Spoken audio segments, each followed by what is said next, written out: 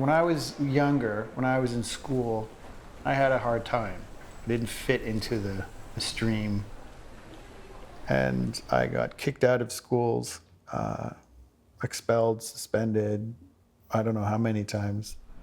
So what I needed, thankfully, was some sort of way to define myself, give myself an identity. Fortunately, my mother put me into lessons when I was, I think, 7. I always say if I didn't have my art, I'd probably be in jail, which is probably the true.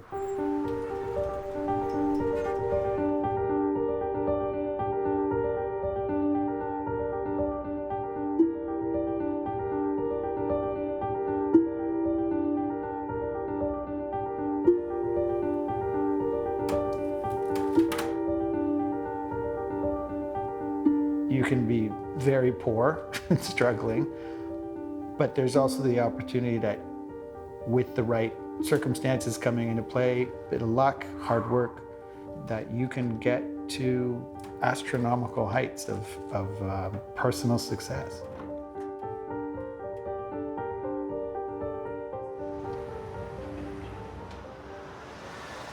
This is the first solo exhibition in this new space.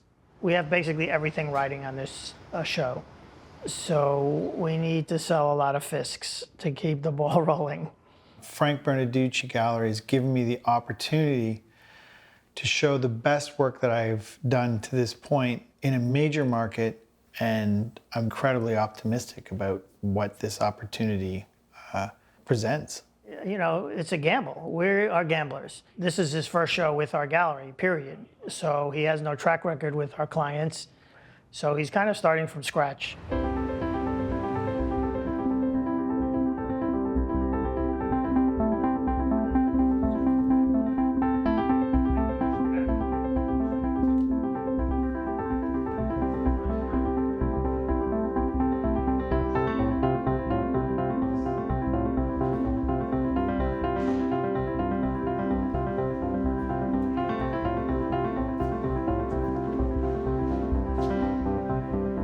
The show runs through like mid-May. It'll be up for the auction week when people come from all over the world to be in New York and look at art. And that will help us. And he's got clients coming down from his hometown in Toronto, and other clients from Canada will be here. The best case scenario is that people will say, what is going on in Canada? How did we miss this? Why do we not know about these Canadian painters? The worst case scenario is that he would be totally ignored, that no one would write about it, no museum interest, no critical attention. That would be a disaster. I think his work is long overdue to be seen in New York. Now, Will's prices, in my view, are low relative to what goes on, even just on this block. We have David Hockney's work opening across the street. His work sells for millions of dollars, and he's literally 200 meters away from the door here. Will could not be better situated. Like he's in the heart of Chelsea. Out. Okay, good. Go. Fantastic. William and I have been together for a long time, about 22 years. William is someone who needs to paint. And I think because I was similar when I was dancing, I needed to dance. And I understand that about him. I've never questioned why he needs to come out here to his studio 6-7 days a week. And if he didn't, he couldn't be a good father. He couldn't be a good husband. He couldn't, pick the kids up from school because he would be unhappy. And I understand that because I've experienced that as a dancer.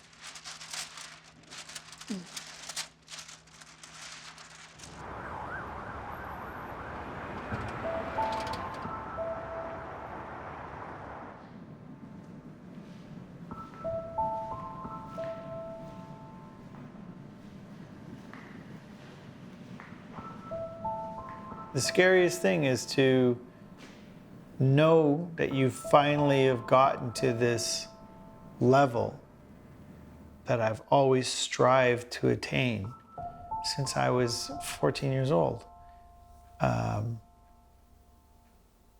And there's a possibility that, it doesn't all work out.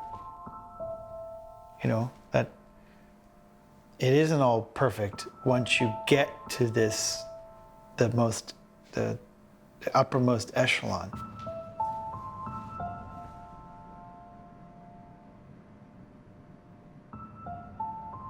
This is my favorite, and the time invested in it, obviously, to me, was worth it.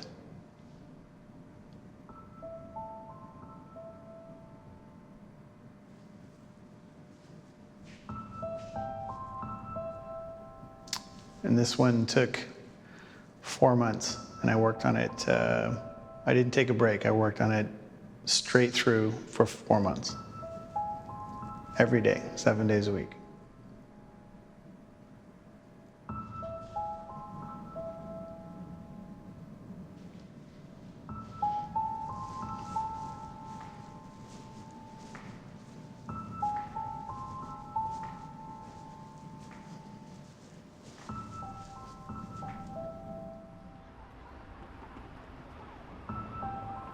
I'm not an easy person to to live with because I'm married to my work in a way. But your partner, your wife or spouse, is completely understanding that you need to do that to be the person you want to be, and that's an incredible gift.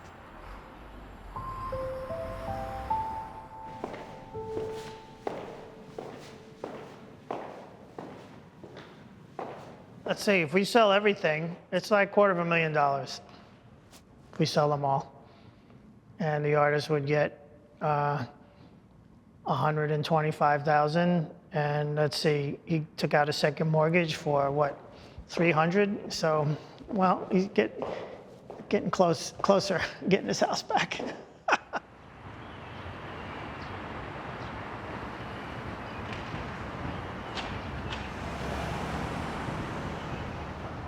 So the show opens at 6 o'clock. It's 2 hours from now. We kind of stress out between now and then, but basically we're ready. And people are coming in. Are we open? Okay. All we need is the artist. So I'm trying to reach Will, except he doesn't have a cell phone. I have Will Fisk, but it's actually his wife's number. Let me see what happens.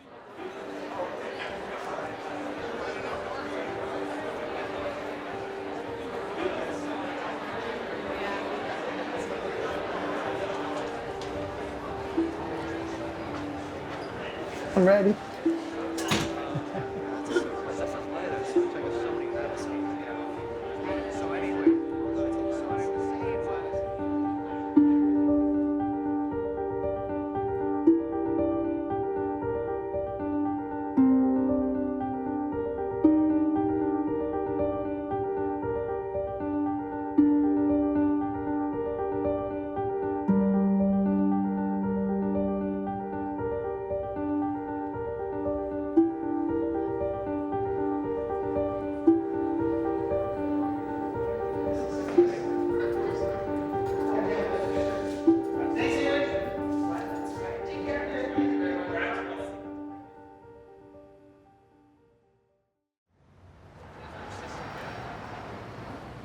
Donald, good to see you.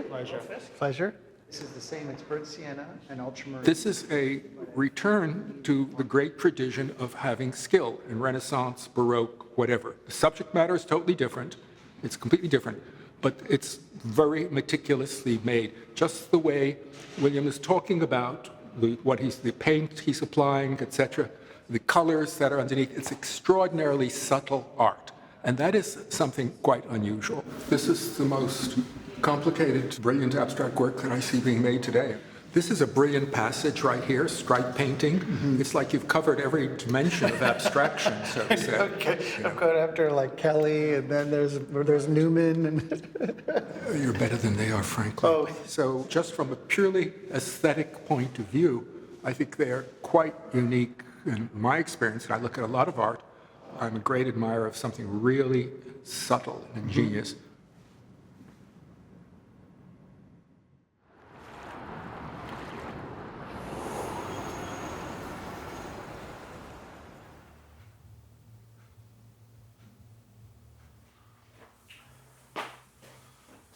I've been back home now for about a week since the show opened.